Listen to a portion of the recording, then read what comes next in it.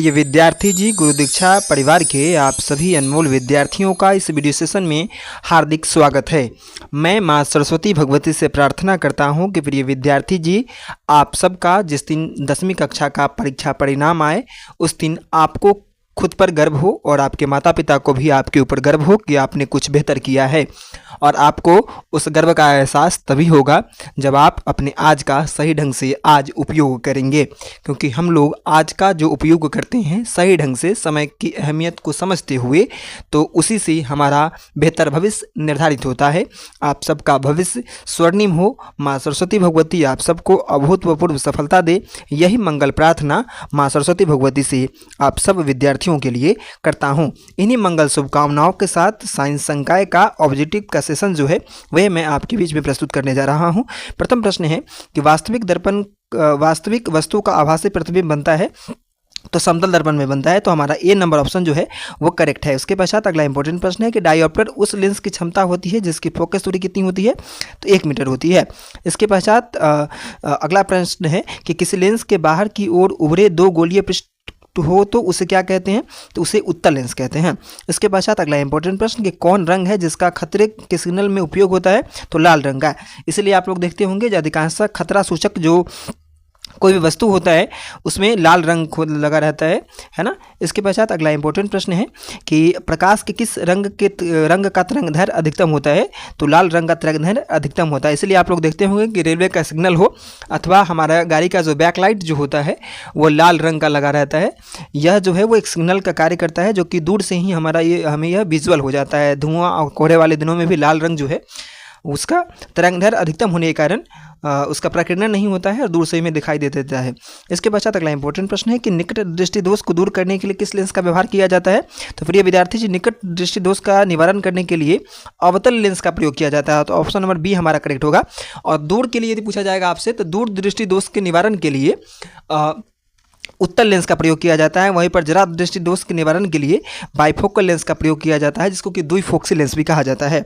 इसके पश्चात अगला इंपॉर्टेंट प्रश्न है कि किसी कुंडली का प्रतिरोध ज्ञात करने का सूत्र है, तो किसी कुंडली का प्रतिरोध ज्ञात करने का सूत्र है R = V/I, तो ऑप्शन नंबर बी हमारा करेक्ट होगा। उसके पश्चात अगला इंपॉर्टेंट प्रश्न है कि धातुओं में धारावाहक होते हैं, तो धारावाहक होते हैं, मुक्त इलेक्ट्रॉन होते हैं।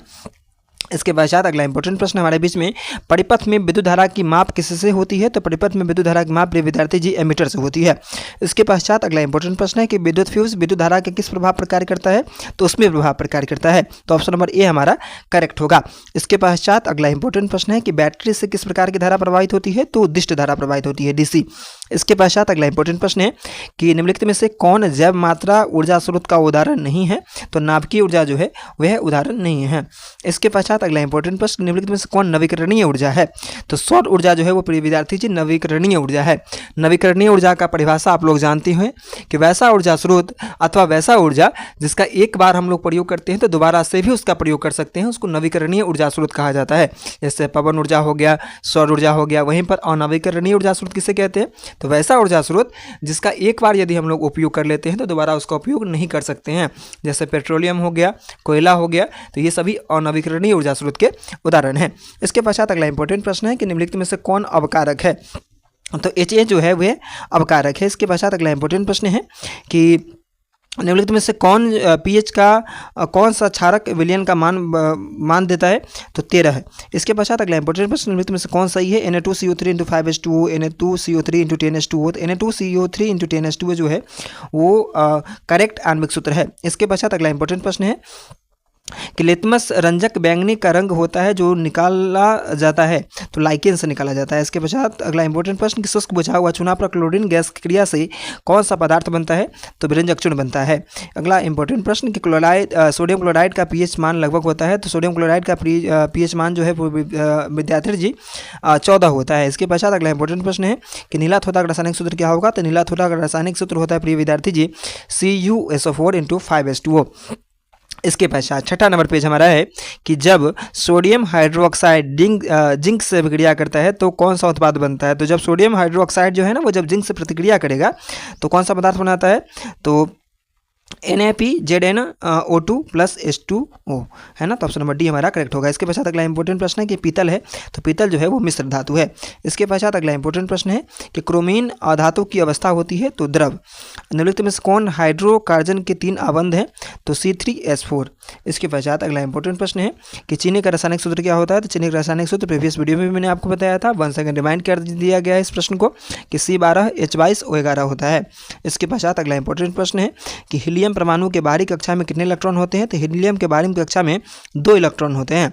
इसके पश्चात अगला इंपॉर्टेंट प्रश्न है कि जो पोषण के लिए आवश्यक है CO2, क्लोरोफिल, सौर प्रकाश या फिर सभी, तो सभी होंगे। ऑप्शन नंबर डी हमारा करेक्ट होगा। इसके पश्चात अगला इंपॉर्टेंट प्रश्न है कि कवक में पोषण की कौन सी विधि होती है, तो कवक में पोषण की जो विधि है उसका नाम मृतजीवी पोषण होगा, है ना। तो ऑप्शन नंबर बी हमारा जो है वह करेक्ट होगा। इसके पश्चात अगला इंपॉर्टेंट प्रश्न है प्रिय विद्यार्थी जी की क्लोरोफिल वर्णक का रंग है, तो क्लोरोफिल वर्णक का रंग जो प्रिय विद्यार्थी जी वह होता है हरा, है ना। तो ऑप्शन नंबर बी हमारा जो ए नंबर जो हमारा ऑप्शन जो है वह करेक्ट होगा। इसके पश्चात अगला इंपॉर्टेंट प्रश्न है कि पाइरुवेट के विखंडन से यह कार्बन डाइऑक्साइड, जल तथा ऊर्जा देता है, यह क्रिया होती है, तो माइटोकॉन्ड्रिया में यह क्रिया होती है। यदि हमारे आहार में आयोडीन की कमी हो तो हमें किस रोग के होने की संभावना है, तो हमें आयोडीन की कमी होने के कारण घेंगा रोग, इसको ग्वाइटर भी कहा जाता है, गलकंड भी, घेंगा, तो ये सभी होगा, है ना। D number. जब आयोडीन की कमी हो जाती है हमारे शरीर में तो थायराइड ग्रंथि के आकार हमारे शरीर में जो है ना, थायराइड ग्रंथि के आकार बढ़ जाता है, जिससे थायरोक्सिन हार्मोन का स्रवण जो है वो कम जाता है ना। इस कारण से हमें कहीं ना कहीं कौन कौन से रोग हो जाता है, ग्वाइटर, गलकंड, घेंगा, ये सभी रोग हो जाते हैं। इसके पश्चात अगला इंपॉर्टेंट प्रश्न है कि एस्ट्रोजोन स्रावित होता है वृषण द्वारा, अंडाशय द्वारा, तो अंडाशय द्वारा स्रवण होता है। इसके पश्चात अगला इंपॉर्टेंट प्रश्न है निम्नलिखित में से ऐच्छिक गतियों का नियंत्रण किसके द्वारा होता है, तो ऐच्छिक गतियों का नियंत्रण जो है वो सेरिब्रम के द्वारा होता है प्रिय विद्यार्थी जी। इसके पश्चात अगला इंपॉर्टेंट प्रश्न, घोंघा किस समुदाय का प्राणी है, घोंघा जो है वो मोलस्का प्राणी है। इसके पश्चात अगला इंपॉर्टेंट प्रश्न हमारे बीच में है प्रिय विद्यार्थी जी कि हमारे बीच में अगला महत्वपूर्ण प्रश्न कि निम्नलिखित में से कौन सा जंतु उभयलिंगी है, तो केचुआ जो है वह उभयलिंगी है। इसके पश्चात अगला इंपॉर्टेंट प्रश्न है कि पराग कोष में होते हैं, तो पराग कोष में परागकण होते हैं। इसके पश्चात अगला इंपॉर्टेंट प्रश्न है कि मनुष्य में कितने जोड़े क्रोमोसोम होते हैं, तो मनुष्य में 23 जोड़े क्रोमोसोम पाए जाते हैं। इसके पश्चात अगला इंपॉर्टेंट प्रश्न है कि निम्नलिखित में से किसे आप उपभोक्ता की श्रेणी में रखेंगे, तो जंगली जानवर को हम लोग उपभोक्ता की श्रेणी में रखेंगे। इसके पश्चात अगला इंपॉर्टेंट प्रश्न है कि पर्यावरण बचाने के लिए 3 R के उपयोग होते हैं, इसका क्या मतलब है, तो कम उपयोग, पुनः चक्रण, पुनः उपयोग, सभी, तो पुनः उपयोग। 3 R है, रिसाइकल, रिड्यूस और रीयूज, है ना, ये 3 R होते हैं। इसके पश्चात अगला इंपॉर्टेंट प्रश्न है कि किन कारणों से प्राकृतिक संसाधन नष्ट हो रहे हैं, शहरीकरण के कारण, प्रदूषण के कारण, ए और बी दोनों, तो शहरीकरण के कारण भी और प्रदूषण के कारण भी, इन दोनों कारणों से प्राकृतिक संसाधन जो है वो निरंतर नष्ट हो रहे हैं, जिसका खामियाजा कहीं ना कहीं हम मानवों को कहीं ना कहीं भुगतना पड़ रहा है। फ्लेमिंग के वाम हस्त नियम के बाएं हाथ की तर्जनी संकेत करती है, तो बाएं हाथ की तर्जनी जो है फ्लेमिंग का वाम हस्त नियम के अनुसार वो चुंबकीय क्षेत्र की दिशा की ओर संकेत करती है। इसके पश्चात अगला इंपॉर्टेंट प्रश्न है कि निम्नलिखित में से कौन सा यौगिक ईंधन के रूप में इस्तेमाल किया जाता है, तो इथेनॉल जो है वो ईंधन के रूप में इस्तेमाल किया जाता है। इसके पश्चात अगला इंपॉर्टेंट प्रश्न कि कौन सा पदार्थ लाल लिटमस को नीला कर देता है, तो क्षार जो है वो लाल लिटमस पत्र को नीला कर देता है। इसके पश्चात अगला इंपॉर्टेंट प्रश्न है कि नई कार्तिकीय चिन्ह परिपाटी को अनुसार दर्पण के पीछे रखे गए वस्तुओं की बीच दूरी ली जाती है, तो ऋणात्मक।